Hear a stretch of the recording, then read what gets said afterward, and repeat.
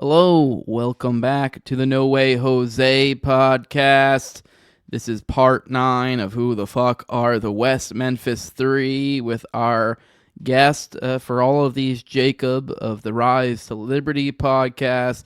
Today we're continuing off of our coverage from part 8 where we went into the occult aspects of all of this, and we are continuing to do so today. Likely will probably be another one as well, so keep an eye out for that. So it was only supposed to be one, but once we started digging, this happens in the parapolitical world. You find a whole lot more, and here we are.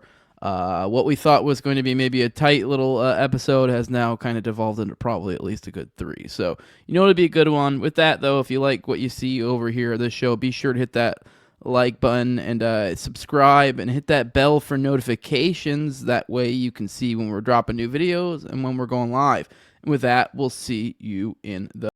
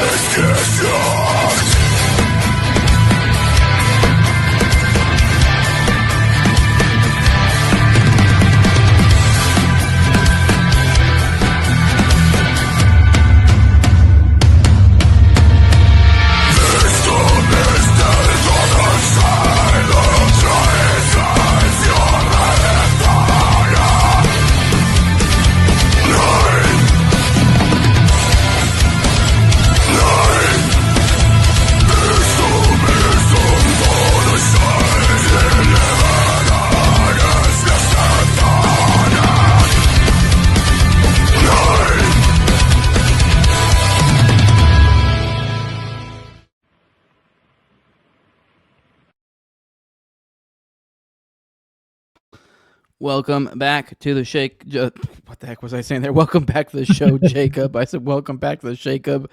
Welcome back to the show, Jacob. Pleasure to have you with us as always. Looking forward to digging even deeper into the rabbit hole of the occult involvement in the West Memphis 3. We listed off, we talked about a whole bunch last episode, and we're getting ready to talk about a whole bunch more. I'll let you go ahead and take the stage, and you can jump in wherever you want. I don't really have a neat host way to segue or lead into where we're going to go. We're coming at you fast and hard and throwing a lot of occult stuff at you. So wherever you want to jump in, bud, that's where we'll go.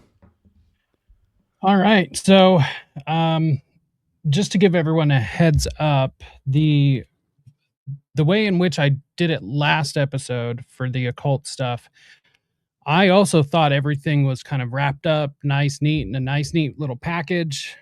I should have known better. I was just trying my best to get through all of this, but the more I started diving, the more I started just digging through things. There was definitely some things that I had missed early, like early on when I first started investigating this. There's definitely some stuff that either just didn't click or I thought it was inconsequential at the time. But the point of me bringing this up is everything was nice and neat and organized. I have everything kind of organized, but it's kind of like I have like papers everywhere, so to speak. So nonetheless, just, bear with me a little bit, but there's some really crazy shit here. So let's see, I guess the first place to start, actually, the first thing I did want to do is ask you, Jose, do you have any questions regarding the occult stuff? Not particularly, really. I mean, like I said, I'm kind of looking forward to what you have today because I know a lot of people. There have been some comments a little bit disappointed that I haven't really made a strong attempt to become an expert on this show. But I think part of it was the idea to make me kind of like the audience, like a proxy for the audience. And from my understanding, from my limited understanding with the occult, I mean, especially since a lot of this is covered in the from the aspect of like how do we downplay the occult. From my perspective, it was pretty speculative, and I try to maintain my credibility and be honest where things things are, and it did seem very speculative, but not really like some crazy leap Right. to go to like, oh, there was occult involvement when you have the death of young children in the absolutely like most absurdly gruesome sort of way. Really, it's the only thing that kind of really makes it make sense, you know. Like, even if you are to be like, oh, it was just sadistic torturing and killing, you're like, well, that's, I don't know, kind of satanic. I mean, are we really saying this guy just did it for fun? I mean, it really does feel Right. like there was probably something else going on. So yeah, I don't particularly have any questions. I'm just interested to see what you have, because it's Okay. usually been pretty well downplayed and pretty Right. well just kind of, and it is like, not to downplay it, you know, that there would be a cult. Like I said, it really is. Unfortunately, when it comes to certain crimes, you sometimes only have so much you can go off of. So Right. I mean, really, I think it's kind of one of those things that like we kind of really, unless kind of really could never know 100% sure if anything occult per se happened there. We're just kind of looking for things that highly indicate that seems to be the case. So, and there seems to be a lot of that. Right. There definitely is. Now, anyone that knows anything about the occult, I mean, it's basically hidden knowledge or secret knowledge. Um, and so, by its very nature, there's going to be a certain level of obfuscation through plausible deniability, right? Because, like, the idea of the occult to begin with is that it's going to blend into things and be able to be dismissed otherwise. Like, for instance, the fact that there were 3 victims. We kind of left off talking about, numerology and the number 3 victims, 3 killers. Um, I don't know why, I still don't get the whole numerology thing. I don't like it. I don't put any stock in it. Come at me. I don't care. It's just so open ended. But that's also kind of like magic in general. Um, I mean, there are hard and fast rules and all. I'm not trying to say that it's like, a free for all, but it is just kind of the Wild West, I guess. So I guess one good thing to point out is, and this honestly we'll have to like mention it, weave in and out of it, leave it, come back, just because it will make more sense that way. But there is what's known as Exhibit 500. This is known as Exhibit 500. It's basically Damien Echols' medical records that were introduced during the trial. You can still get them. You can still read them. In fact, I'll even, let's see, I'll just bring it up and show everyone, because it is kind of relevant. Let's see. Come on. There it is. So this is where you can find it. It's Callahan, CALLAHAN.mysite.com. And just search Damien Echols and you can find it. But they call it Exhibit 500 because it's literally 500 pages long. So just to give you kind of an idea of like, holy shit, that's a lot. So the first thing we'll do is I'm going to point to a couple of specific files out of here and get those brought up.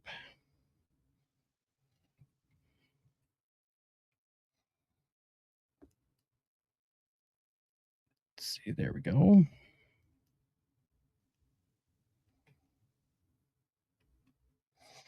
Okay, let me zoom in. Okay, I believe this is the first one.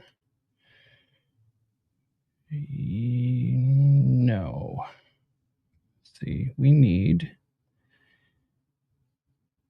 yep, 6. So this is the first one. This is page 6 out of 500.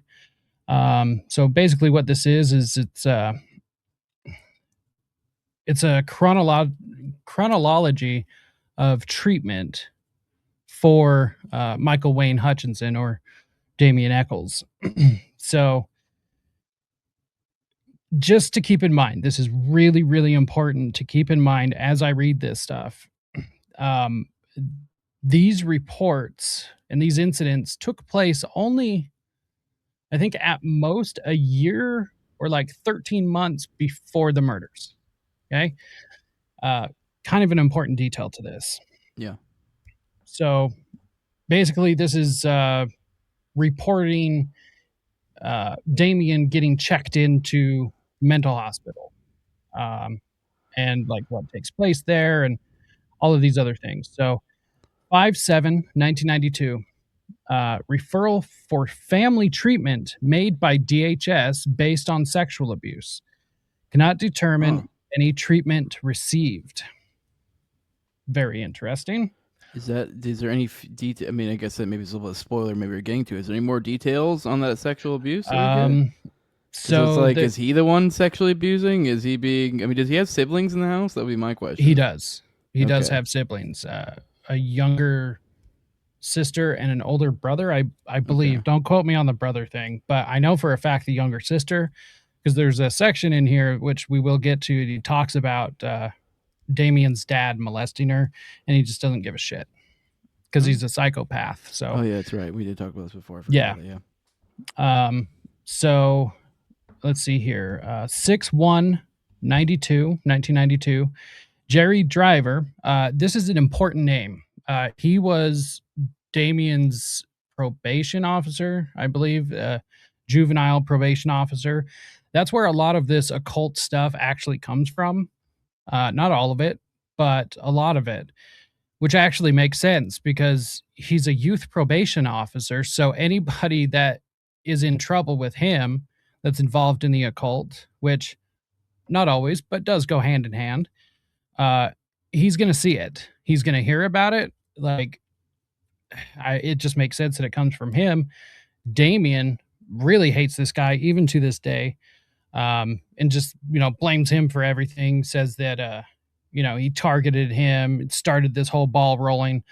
It's like, no, but, this always has to be the Damien power hour. So yeah, 6/1/1992, Jerry Driver refers to Charter following charges of burglary, terroristic threatening, sexual misconduct. Has been in Jonesboro detention since 5/92. Exact date not given. Admitted to Charter, antidepressant medication given. 6/25.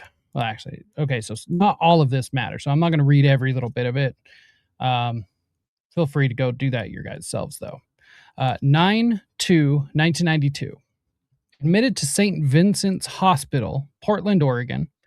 Suicidal. Threatening family, drug use, parental concern, Satanism. So this is kind of interesting. I know there's some like deeper reports somewhere. I haven't been able to find them yet, but Damien's mom left Damien's stepdad, took the kids, went back to Oregon, remarried Damien's biological dad. And then they were living in Oregon. Apparently he fucking hated it. It was just awful. I don't know why you would like Arkansas more than Oregon. Whatever. I guess it's probably a lot easier for him to get in trouble in Arkansas, but there came an incident. He only lived there like a year and a half, maybe not even.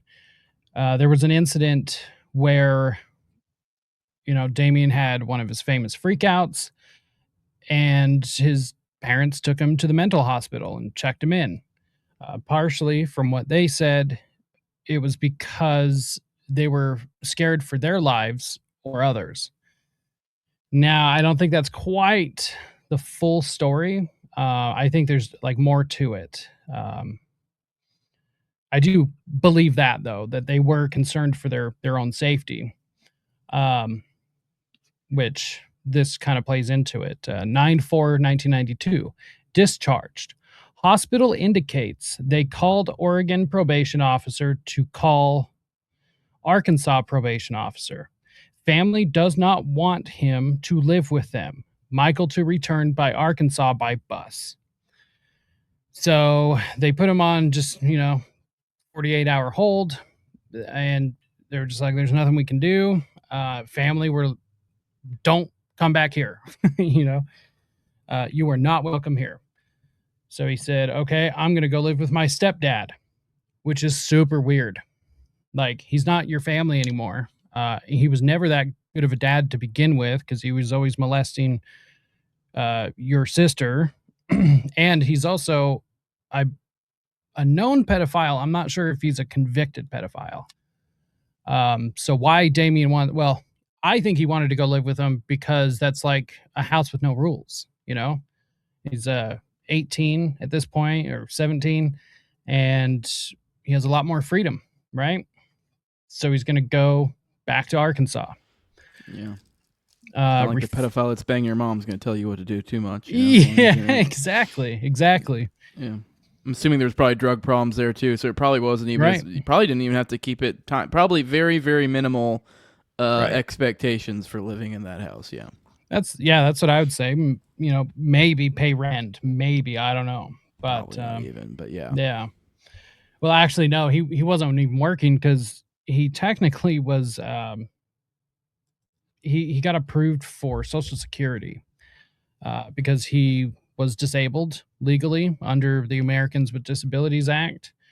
Seems a bit of a stretch, but, you know, I guess I don't really want him working either, you know? I don't really want this person just running around in public. So, let's see. So, yeah, he was discharged, was going back. So just several days later, 9/10/1992, referral to charter by Jerry Driver, has been in detention center, sucked blood of inmate. And I think we covered that incident. Yeah, we talked quite a bit about that list, but yeah, that I was not aware of, or at least I had not had the chronology laid out to me like this, to where you're able to see.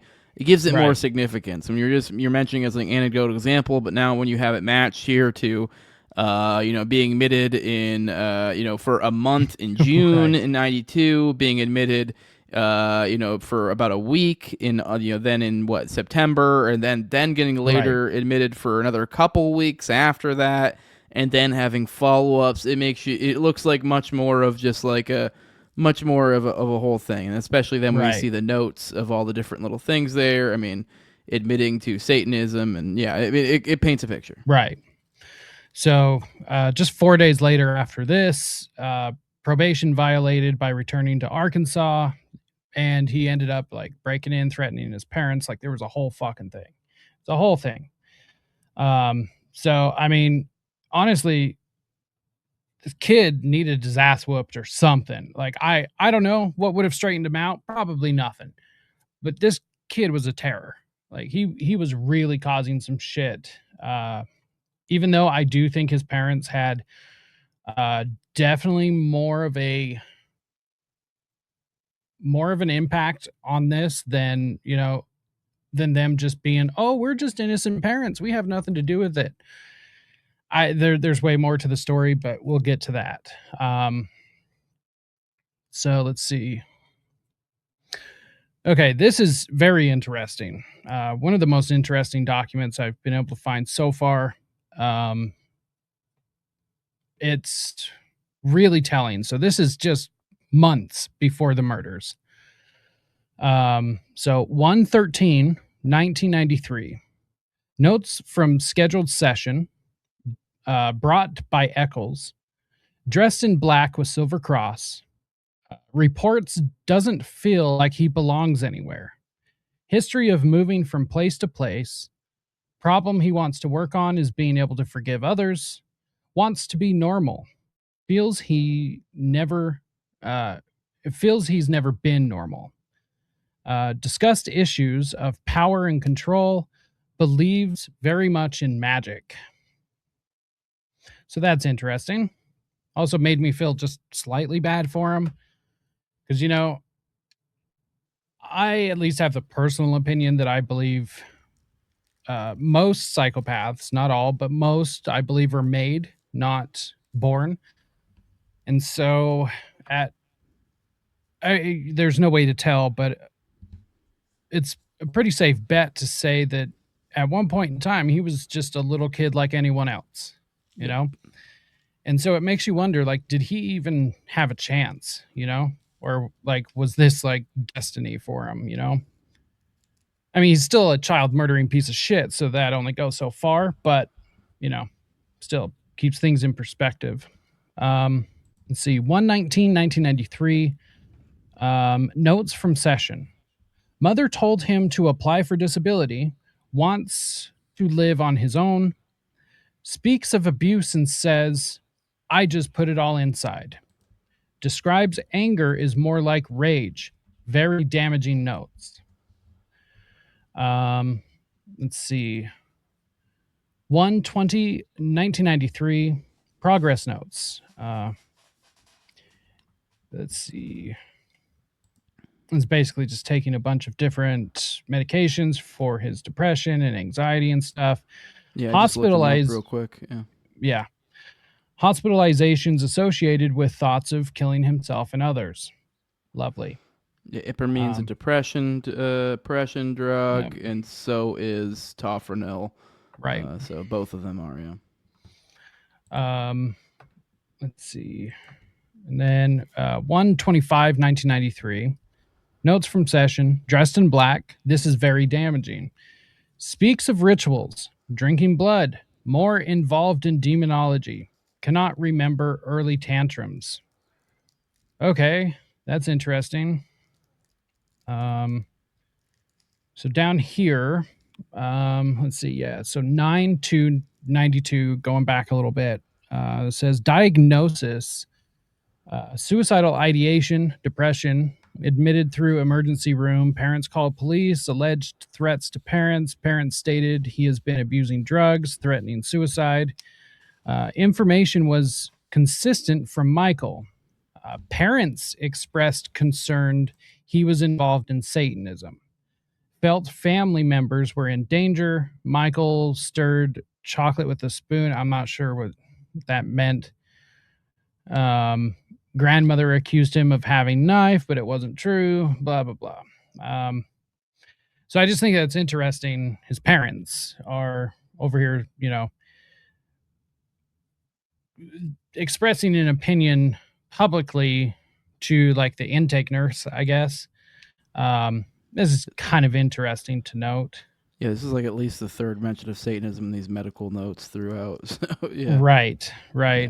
Although to be fair, I think this is I think the first one was a chronology, and now we're looking at specific instances. So one of those may be a repeat instance of, if that makes sense. So right, yeah, that was just kind of expanding upon. Let's see. Okay, so here's 8. Let's see. None of these, when I saved them, none of them saved correctly either. So let's see. Did 7.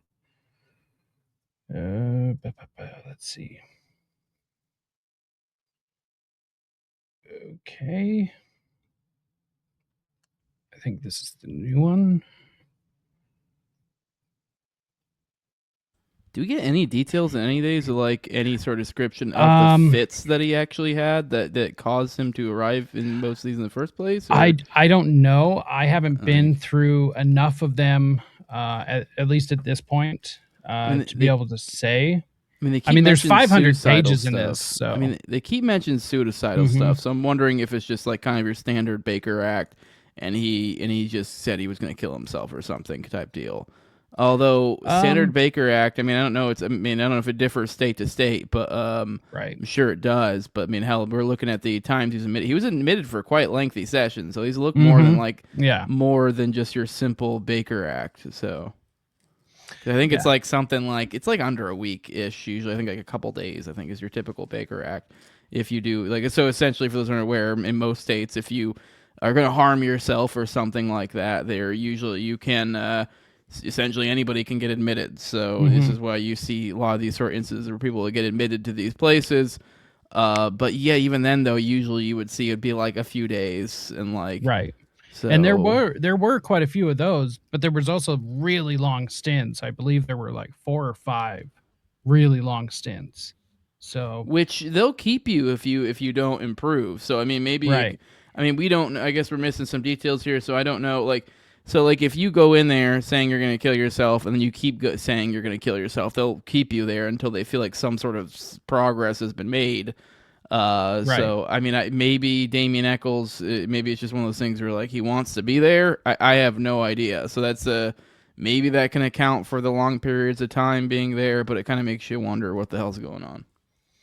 Now, I actually do think that there's a bit of an answer to that. I'm trying to find it. So,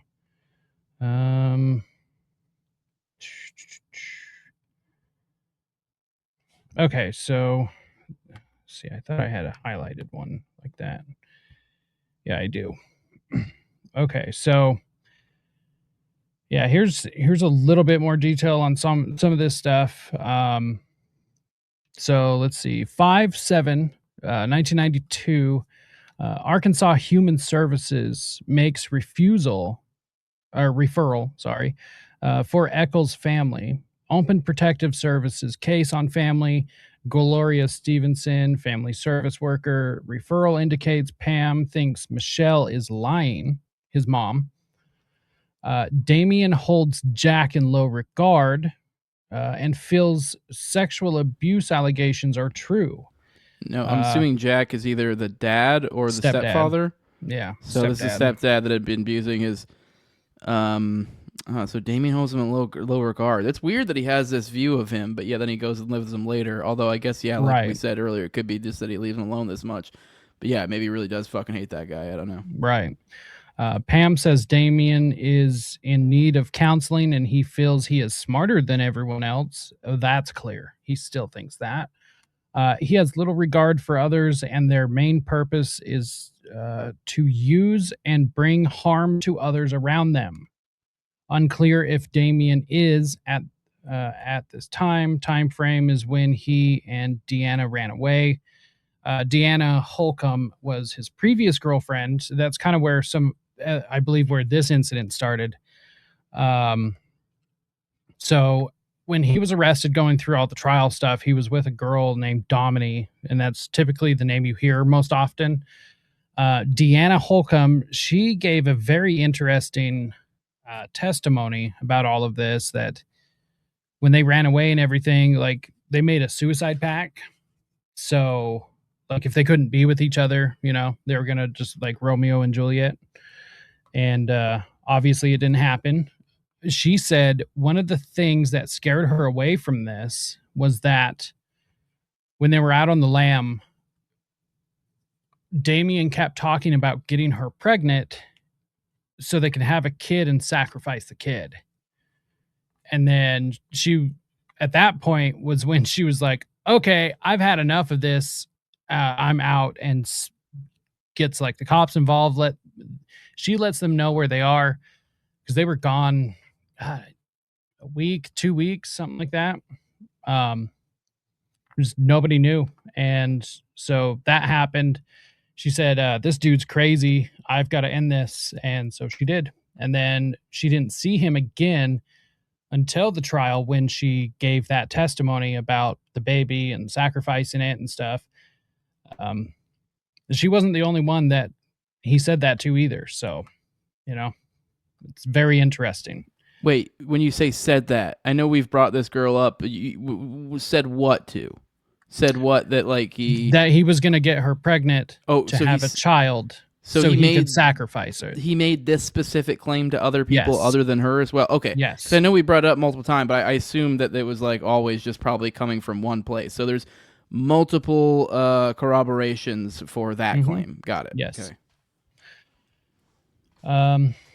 So yeah, I mean, it's very safe to assume there's, drug abuse, alcohol abuse, physical abuse, sexual abuse going on in the household. Kind of just chaos, let's see. So 6/1/1992, intake sheet, court referral is forced. Jerry Driver for screening for hospitalizations had been in Jonesboro detention since attempting to run away with 15-year-old girlfriend last month. He made suicide pact if could not be together. expressing suicidal thoughts, denies being abused. However, this is strongly questioned. Denies feeling violent, sees fighting at school as release, states he has one friend. A friend, this is a quote from him, a friend is someone who would die for you. It's a little weird. Yeah, I don't like many of my friends that much. Yeah, like I love my friends, I really do. But if it came to that I don't choice, think we're friends, Jacob. Yeah, I guess not, man. Holy shit. You're It's not a little quite weird up of there. a I'm standard, sorry. man. Yeah, It's just like to hold that standard, just like people in general, man. I don't know. yeah. It's But like whatever. it's like almost like this weird. It's almost like the what's the word? It's like essentially the friendship equivalent of like legitimately believing there's Right. like soulmates. You're like, Yeah, like, right. I mean, yeah, you could have someone you have a great life with and you get along with, but the idea there's literally only one person out of the billions that you Right. can make that work with. That's your soulmate. Like, no. Right. Exactly. I don't know. But then again, we got to remember we're talking about, somebody I'm not sure exactly, but 17, 18 is where he's at. So I mean, this makes also, sense he's for a crazy, Satanist so mind as much as it's focused Right. on the self, that like this would legitimately be their perception. Oh, you want to be a friend? Well, then you need to be able to die for me. Like, what a crazy standard for a friend. Are you ready to die for me? Yeah, I think, okay. What a douchey goth thing to say. Oh, it's just ridiculous. Let's see. So 7/24/92 referred to Charter Little Rock. Charter intake reports, same date, dressed all in black, small gold cross stud earring in left ear, nails filed to points. Weird. Question of satanic involvement by court. I think that's incredibly important. You have to be seriously involved with some shit for the court to question it. Like, word has gotten to the court. So word has traveled, has gotten to the court. They've heard the news. And then they're really questioning it to the point that it ends up on an official document. Like, and also this is all happening while you're like in and out of treatment centers. I mean, I don't know. I think that gives credence to it. I don't think that's the only piece of evidence needed, but well, I'm assuming that this is probably stuff that came up in the court case. So this is why they're talking about it in the mental health center. And so the question, and I'm assuming a lot of this has to, for example, like this was him being on the lam. So it literally, it could be, I mean, also kids getting in trouble, they'll end up at these sort of centers too. Especially since there was this, like, it sounds like a, kind of a suicide pact thing. So maybe that's where the suicide comes from. But the point being is, it's like, I guess the idea of satanic involvement, that would make sense. If they're talking about his supposed crimes or things he's done, and this is likely things that were revealed there. So, thus, where we see, like, it sounds like it was already probably corroborated by the court, because we were looking at it. We've mentioned this was mentioned by his ex. It's also been mentioned by the mental health center here. But I'm assuming, like, the mental health center probably got that information from the court. So, yeah, I think, and you can just get an idea of, like, what he's looking at. Right. And it just keeps coming up. Or to contextualize what the satanic involvement would mean, because you're like, why would they even mentioning on it? Because I guess a lot of people are like, why are you at a mental health center? Because it's like, like when they're saying you get admitted, it sounds like there might be, or referred. I feel like there's probably some sort of admitted or referred, gives this implication of some sort of voluntary nature. I bet you it was probably not so much voluntary as it was like state required or something for whatever was going on. So most of them were court ordered. So, like, for instance, 1/5/1993, case reopened at mental health center, referred by charter after discharge. So basically, just because of what was happening, from the way I understand it, in these documents, when it says referred, it was a real referral, but it's taken as like strongly implied that you need to do this. Well, it may also mean referral in like a insurance type of or medical type way, and that like, hey, this medical professional referred you to this other person, and this is more just stuff for like say like your insurance after the fact to be like you're not just arbitrarily going to visit doctors to rack up charges, like you're being Kind of, referred to right. by other doctors. Right. So yeah.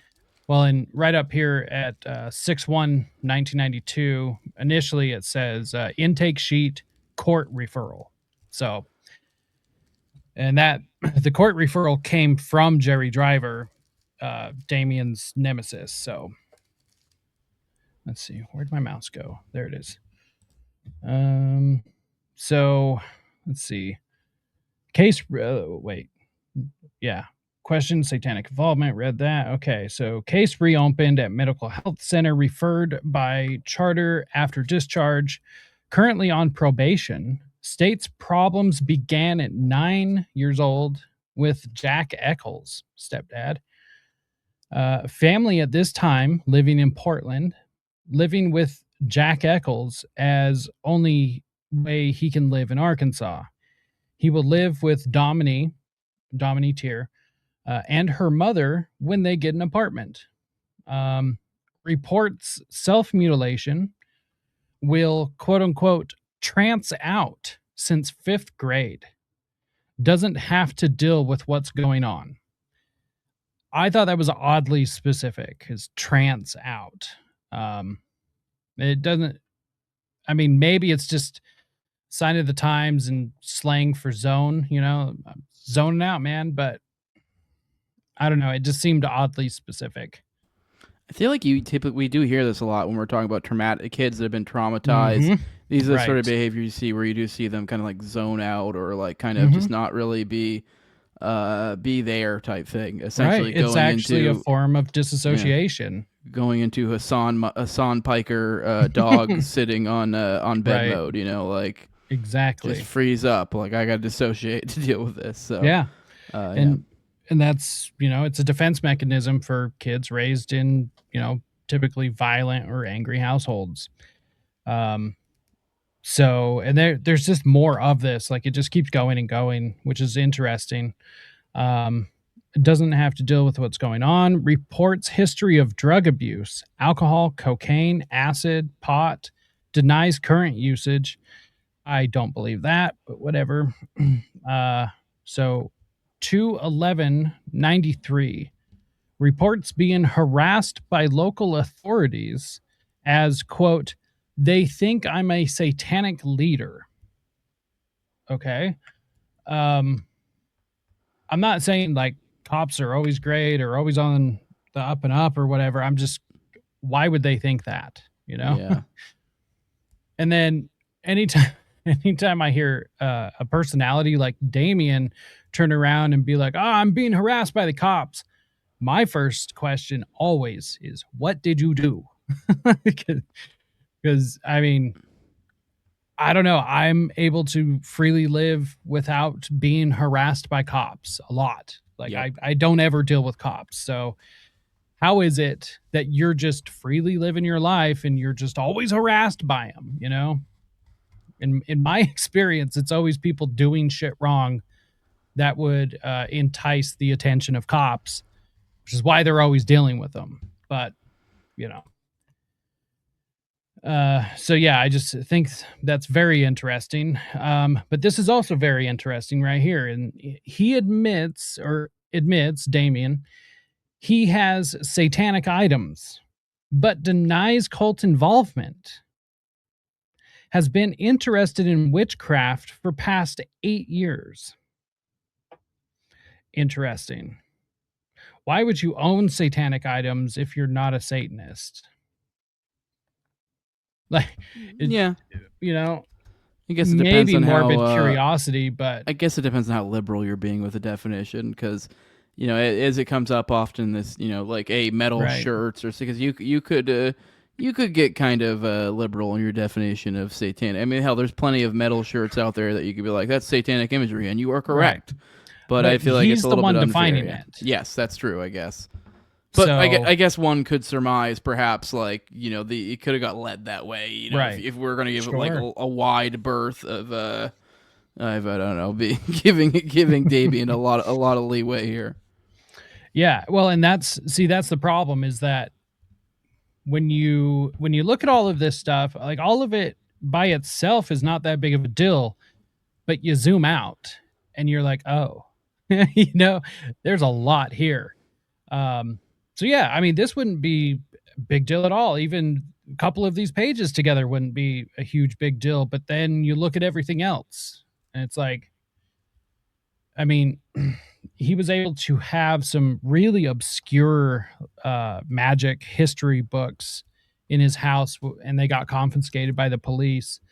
And I looked him up just to make sure, but there were a couple of books written in the 1800s, and not something a like entry into magic kind of a thing, which I find incredibly odd, because now he is considered a practitioner of high magic. Mm. And it's like, so you've been doing this a long time then, like, It's a little weird. They think he's the leader, so it makes you wonder, like, right. and given his mentality, you hear these like concepts and like a cult of like things like the Moonchild and like stuff like that. And if you are if this is a thing where it plays off of ego, I could see why perhaps maybe there would be some benefit to play off that with a character like a Damien Echols. I guess my idea being like, because he's probably like 15, 16, 17 around this point in time, so it's like, how the fuck are you a supposed satanic leader? I mean, not that you need to build up a whole a whole bunch of accolades, really, but I would assume somebody probably in their 20s, 30s, I mean, I guess who knows? Maybe this is a young cult, but I guess my point being, I don't know, there's just something I was just thinking about just now. That's weird that he would even be a satanic leader. But given that he's thinking he's so much better than everybody, which is bizarre for anyone in high school, which I know everyone thinks they're better than everyone in high school, but but yeah, no, just bizarre, because it seems there might be some truth to the idea of him being some sort of actual leader of people. So, well, and I think so, because I mean, he's one hell of a manipulator. I mean, that's pretty much this entire story, because after all, it comes down to the Damien Echols story, which is why he's the one that's always in the news. He's the one always doing interviews. Anytime, West Memphis 3 is in the news, it always accompanies Damien Echols. The other two, I mean, they get mentioned, but they stay out of the limelight for the most part. So, massive ego, first of all. But he is super manipulative and has shown this over and over and over again. And in fact, let's see, I have something perfect for that. Let's see, where is it? If I downloaded it. No. Well, the one thing I will point out regarding his manipulation,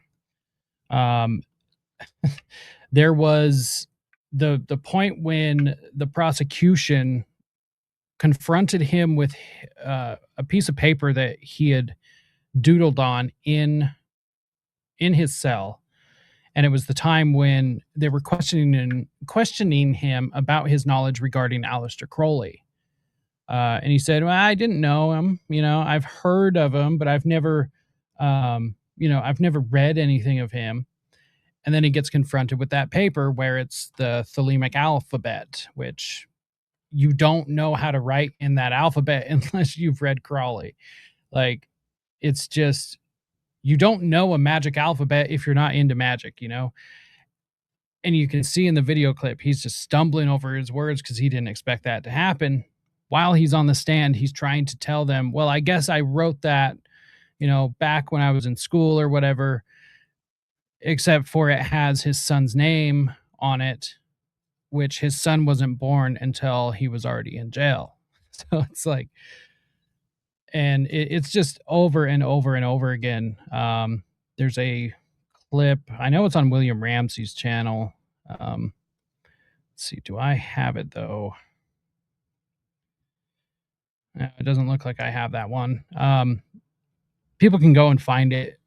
It's on William Ramsey Investigates. Go to some of the oldest videos, and it's like a super cut of all the lies, or not all. That would be a lot, but a bunch of lies strung together. Um, it's ridiculous. Like he'll actually have a document that he sends out to people when he does an interview. I've seen pictures of it. Haven't been able to get one though, but he has like all of these rules and stuff. He basically scripts everything down to the word of what he says in an interview. And if you're not okay with doing it that way, you're not getting an interview. Something just super weird. But, you know, if you're a person like him, and you have all of this shit after you, then you absolutely have to control the narrative. So it makes sense. I just find it super strange. But all the way through the trial, he kept trying to gaslight and evade, lie. You know, it was just, it's ridiculous. It's really ridiculous. Let's see, are we done here? Okay. I think was that it? Oh no. Okay. Let's see. So there's definitely more here. Right here. So here we go. It's an intake summary for Damien Wayne Echols, Michael Damien Wayne Hutchinson. Just a note on the name Damien. He legally changed his name. Okay, that makes a lot more sense because I've always been like, Damien, really? Damien? Because for those who don't know, that was what? I forget. What's the famous... The Omen. The Omen, yeah. I think there was like an old version. They made a newer one. Yep.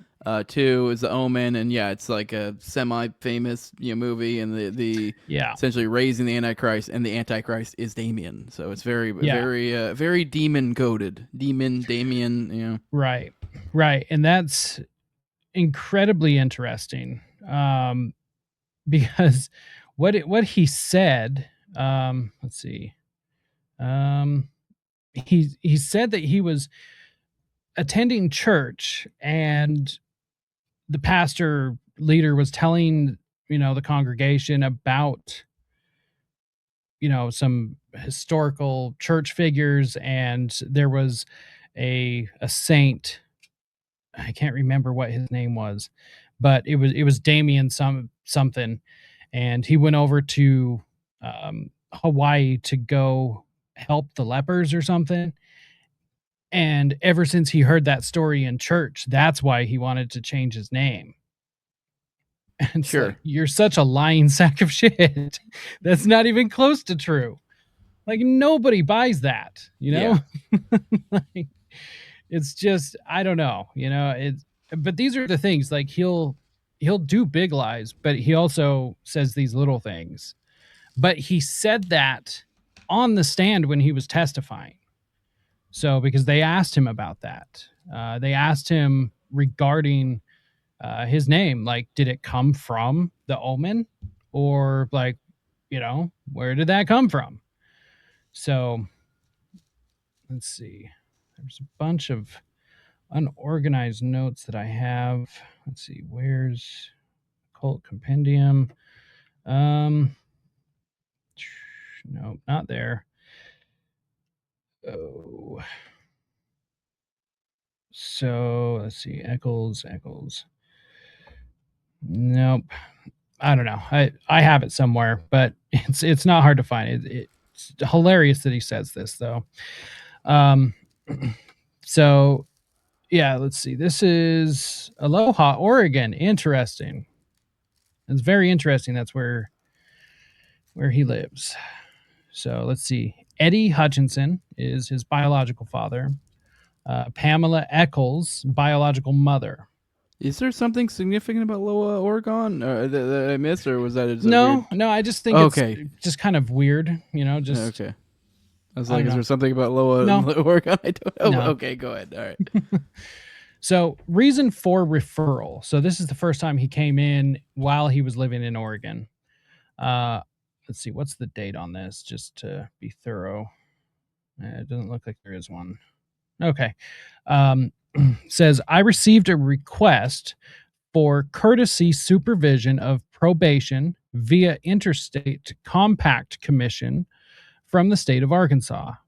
There were copies of a legal order and police reports and an unsigned juvenile compact form number. Was that 6?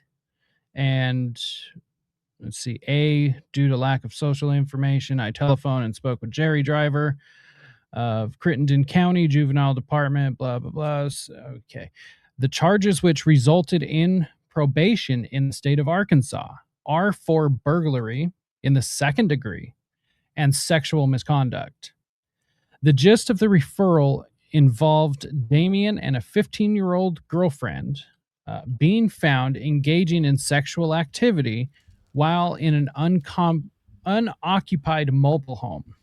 He literally got caught with his pants down.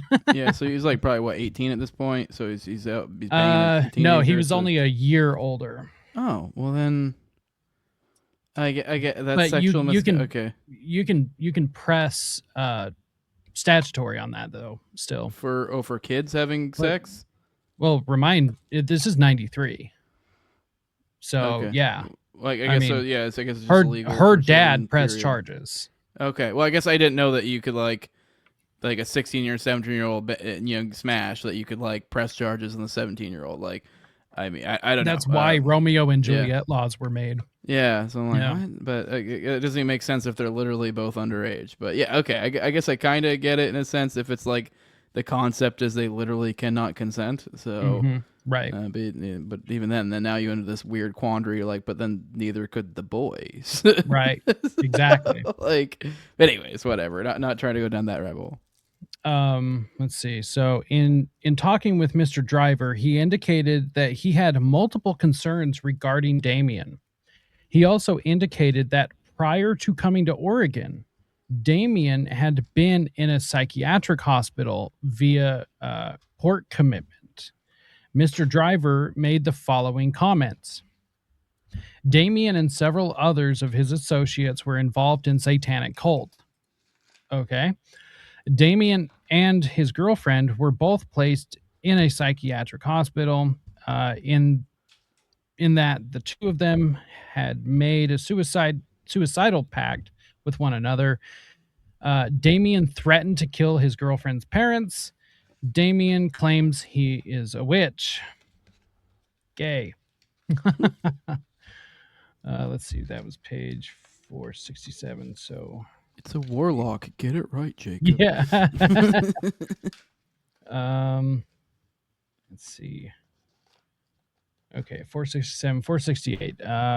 Continued statements from Jerry Driver. Let's see. Damien and his girlfriend were planning to have a child so they could offer it as a sacrifice to Satan. So that came from Jerry Driver.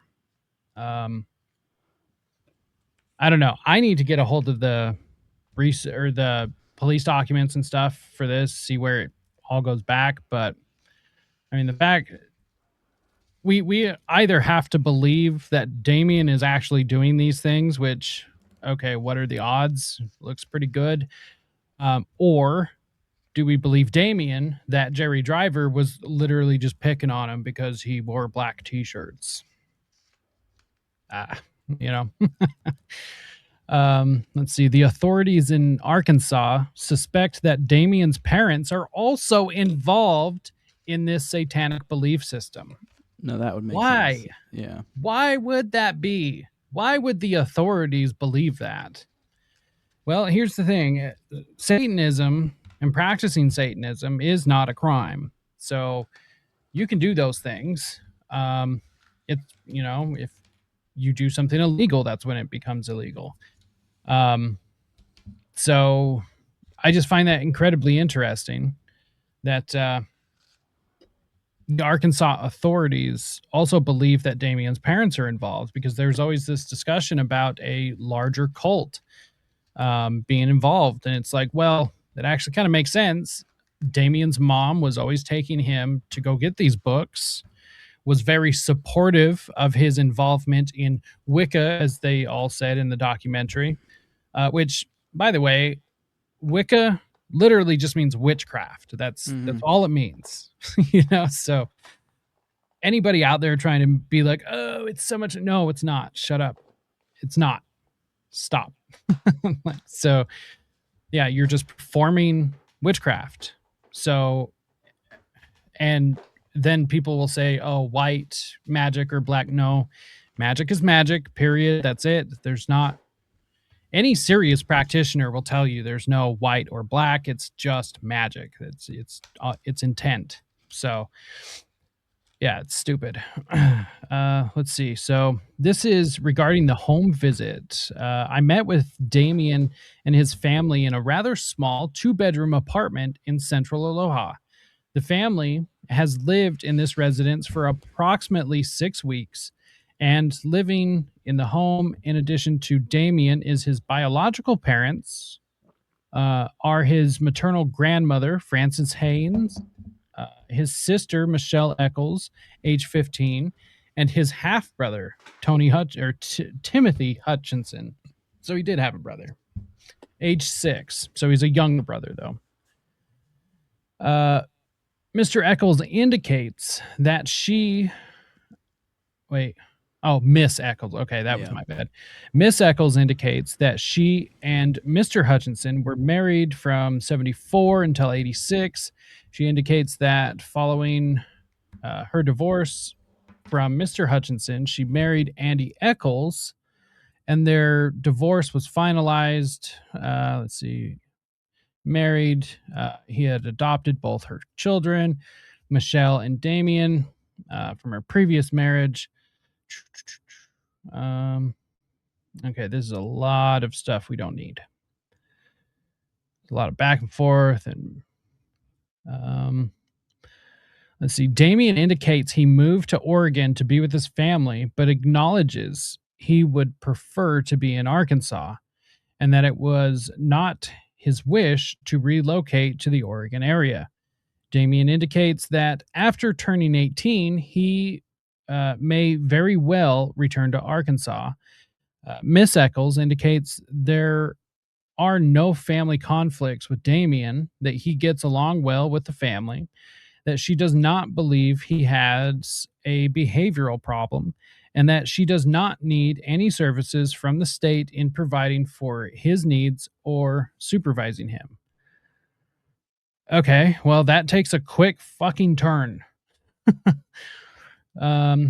Let's see. Damien indicates he did spend approximately 30 days in a psychiatric hospital via court order because he was suicidal at the time. He indicates he is no longer interested in harming himself or any others, and he feels the hospitalization was unnecessary.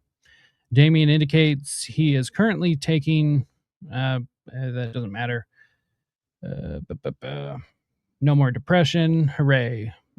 Damien denies any use of non-prescribed control substances, is not currently in school, planning to enroll, last completed his 8th grade year, unable to complete his 9th year of high school. At this time, Damien has full-time employment at a gas station. Okay, come on, stupid mouse. Let's see, 468. Let's see. Oh, I think this was just the cover page.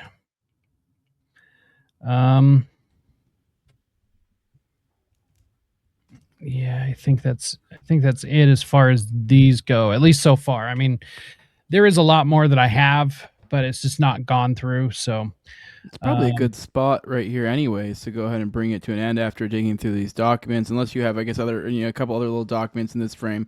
I think ending on, perhaps the revelation of the home, perhaps a larger network from the family, And even I found it interesting. I mean, I don't know the specific dynamic there, but the grandma was in the home too. It's not all uncommon. Yeah. You read things like "Programmed to Kill." You see it's very much is generational, which is Mhm. kind of odd. Which I know could very much contribute to his ego, the way he views things, his behavior. Right. Anyway, he like if he legitimately was some sort of leader and the family was involved, this could very much explain all his behavior. This has been something he's been groomed for in many ways. Right. But I don't know if there's anything else you want to add to today. Like I said, we're going to break this up into two. We're going to go into more occult stuff. If there's anything else you really want to dig into now, feel free to, Jacob. But we're about an hour. Figure we gotta find some place to break it up, anyways. It seemed like a good spot to me. So if you want to pick another, that's on you. But otherwise, we can do plugs and roll out of here. So yeah, I mean, I have tons and tons of stuff. Exactly. Like I said, we can just literally keep going. So here's the thing about all of the occult stuff. It just keeps coming up all the time. For instance, I'll just read off a couple here. So Echols openly identified at various times as Wiccan, or a warlock, a white witch, and a black witch who worshiped the devil.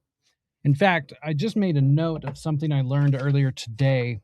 I'm not sure where this is, but I mean, it came from William Ramsey, so I'm not worried that it's real. I just don't have a source on it yet, other than William. So there was a police interview. Let's see. Or wait, no, that wasn't it. There was a point where Damien admitted to being part of an organization that he ran. So actually a leader. What the hell were they called? Thought I had that written down. Something very odd, but it was very satanic. It was about like becoming like enlightened, which is interesting because I mean, Satan is the light bearer. It's the bringer of all knowledge and everything. Okay, it's he was part of a group called the Covenant of the Divine Light. So, okay. Yeah. Super weird. Yeah, I mean, you can It's one of those ones you could safely say is satanic, or you can say is it's woo woo witchcraft, new age. You can kind of go either way. That, yeah. Well, New Age is satanic. So yeah, I know, but I'm saying you can, the aesthetic wise, how it appears from the outside, it's perfectly sanitized from the outside looking in. Aside from unless you want to see that, I was talking to a friend about that, so I actually have this book. I'll send it to you. It's really interesting. It's called The Dangers of the Rainbow, and it literally breaks down how the start of the New Age like movement and everything spawned from Crowley. Mm-hmm. So, and it's ridiculous because it is packaged as that of like, oh, we're just enlightened or whatever. No, you're not. You just found a different way to practice Satanism. That's all you did. So very interesting. But I mean, they partially do this, and I can tell you as a former Satanist, they will do this in a way to like hide in plain sight because it's a level of plausible deniability. Not everyone wants to be known as a Satanist, So that is one tactic that's used, so take that for what it is. But I think that should be taken into account when you're hearing these things. Echols claimed he obtained power by drinking the blood of sexual or ruling partners, stating, quote, "It makes me feel like a god." While in juvenile detention, Echols sucked blood from a peer's self-inflicted wrist wound, smeared it over his own body, and proclaimed himself a devil-worshipping vampire. In psychiatric sessions, Echols reported conversing with demons and claimed that the spirit of a murdered woman lived inside him, giving him strength. Echols possessed a, quote, book of shadows featuring upside-down crosses, a book titled Never on a Broomstick with a chapter Rising Devil, underlined in red, and By the way, artwork. real quick, just a fun fact. I recently learned what Book of the Shadow is. I don't know why. I just went on a weird little dive, digging into witchcraft recently. I guess apparently that is, kind of a shorthand for like, I guess you could say a personal journal. There's a little from Yeah. looking at it from like a religious studies perspective. They kind of like, I mean, they do have some like I guess they call them grimoires or religious Mhm. books that are standardized, but a lot of it is about like it's even called like religiously eclecticism, and it's the Mhm. idea is like kind of creating your own practice, or you may pull some from some place, but essentially it's kind of almost like your own little journal with like little I don't know. I guess depending on how these people view magic, whatever. You get the idea. It's their own personal one. Although sometimes it can refer to like a coven's book or some sort of standardized book of witchcraft, but it also can mean just some individual, witchcraft, some Wiccans, doodles or whatever, their personal Right. journal that's related to their whatever the fuck they think they're doing. And there's actually pictures of this Book of Shadows that you can find on that Callahan site. Um, everything's there. So I believe it. If I remember, it was State Exhibit 123 because they actually brought this into court because of how shocking some of the stuff was. Just think that's kind of relevant. Let's see. The Book of Shadows. Oh yeah, the Rising Devil, underlined in red, and artwork depicting Baphomet and goat head imagery.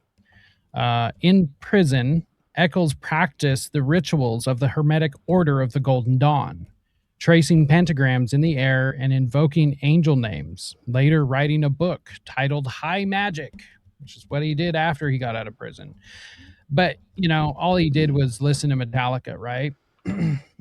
While awaiting trial, Echols translated coded alphabets containing the names of his girlfriend, his best friend, his son, and the occultist Aleister Crowley. I only have a few more. Eccles instructed police that his religion, Wicca, um, which was which was symbolized by the penis, which is a symbol of power. The number of 3 is numerologically sacred, and that sacrificing young, more innocent victims grants the killer more power. Mm-hmm. It's a weird thing to say to the cops when they're questioning you about murder. Eccles stated his favorite book of the Bible was Revelation because the devil handed out punishment. Eccles sported a faded pentagram tattoo on his chest and the words evil tattooed across his knuckles. Which, once again, like, if it's just that, okay, you're just a dumb kid, right? But then when you put it all together, it kind of looks like you're a Satanist, dude. Like, Yeah.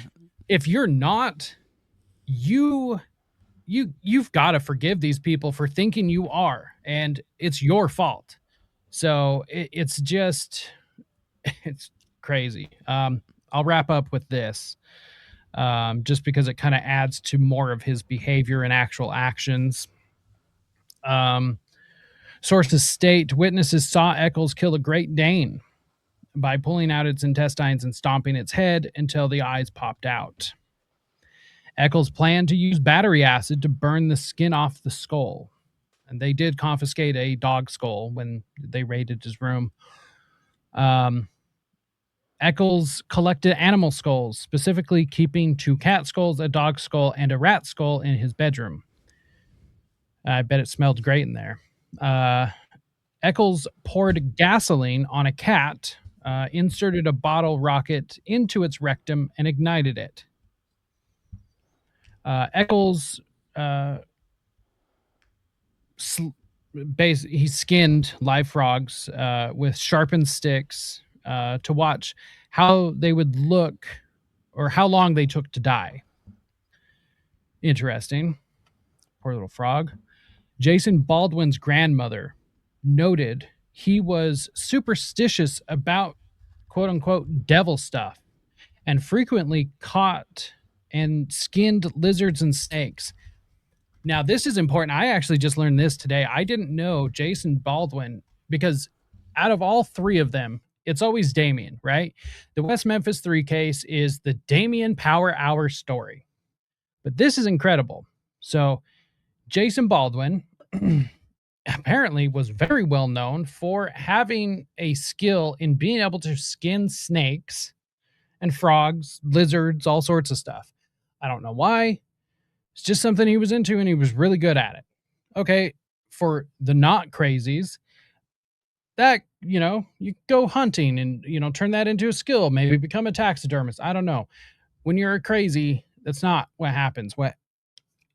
The reason I think that this is important to mention is because of what happened to Stevie Branch. I think it was Stevie Branch. One of the victims had their testicles removed and the skin peeled off of their penis. So, considering Jesse was the one in his first confession to label Jason the one with the knife, they found the knife behind Jason's trailer. I'm finding it harder and harder and harder to be like, they didn't do it. Yeah. This isn't what happened. So, I mean, it just keeps going on like this. I mean, that's it for me for tonight, but there's actually some other stuff I was working on, which would be a good way to end it up on the next episode. Some visual stuff, like a presentation stuff. I mean, there's rumors and all sorts of stuff that's kind of like hearsay, but once again, it's when you put it all into perspective, and when you realize that all of these people that gave statements to the police, I think only like 2 or 3 of them have ever rescinded their comments, And even at that, it's like, okay, well, we just won't listen to any of your comments, because if you lied back then you could be lying now. So we just won't listen to you. But there's tons of people that still stand by their statements today. Apparently there was just a huge cult running all over this town. Police were aware of it. There was all sorts of stuff, but well, you mentioned a Great Dane. You mentioned a Great Dane earlier. Great Dane is not a cheap dog. Right. So, I mean, and now thinking about it, I'm wondering, and the police were aware. I'm wondering if animals were going missing is probably what was happening. People's, I mean, I have a hard time believing somebody having such like a nicer breed, like a Great Dane or something exotic like that I just feel like, there were probably local neighborhood, animals going missing. Right. I'm assuming things that, they found information implying something fucked up was going on there. So. Right. I think they just put 2 and 2 together there, if I had to guess. Right. So I think to wrap this up, there's this little paragraph I have written about this.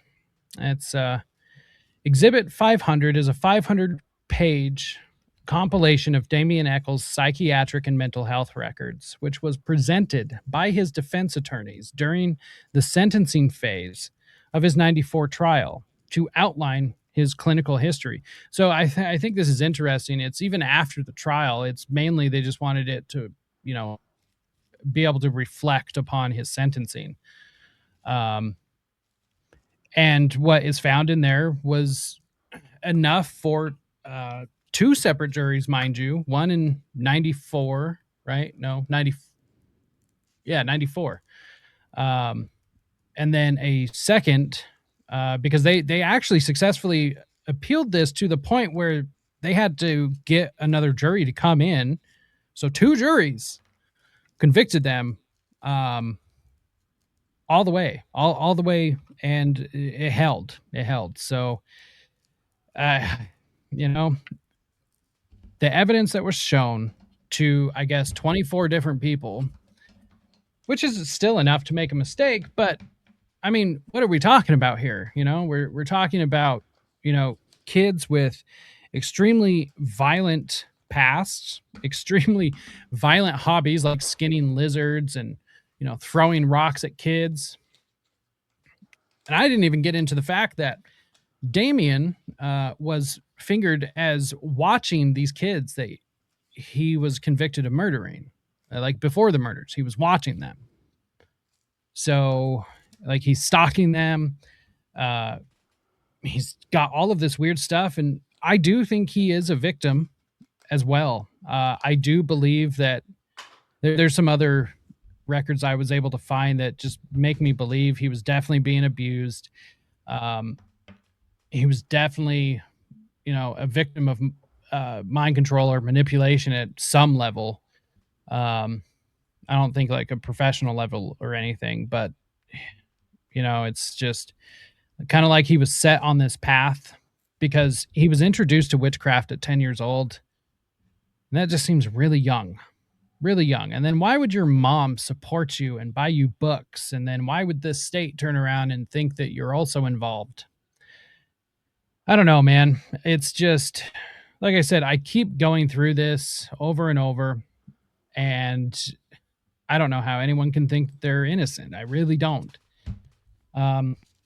Just last quick note, anyone that wants any of the information I have, I will be releasing these. I promise. I just want to make sure they're done because my name is going to be tied to it and they better damn well look good and be, double checked and verified and all that. But they will be coming, I promise. So. Awesome. Well, Jacob, where can people find you at? We'll go get out of here. We'll do this again real soon. Oh, yeah. And dig even further into the world of the occult of West Memphis 3. Yeah, so everyone can find me by going over to my master link, which is allmylinks.com/rise to liberty. Just pulls up every platform I have to make it super easy. It's like a link tree. I just like this service better because, well, I just do. Head on over there. You can see all the stuff I have. The other platform that I would direct people to is my Substack at Beware the Mockingbird. Been putting a lot of my energy and stuff into that to get the premium launched and ready. Everything's going to be rolled out slow, but there's going to be a lot of really cool shit over there. So yeah, Beware the Mockingbird on Substack. Rise to Liberty on any platform, YouTube, Rumble, Odyssey, all the places, all the audio catchers.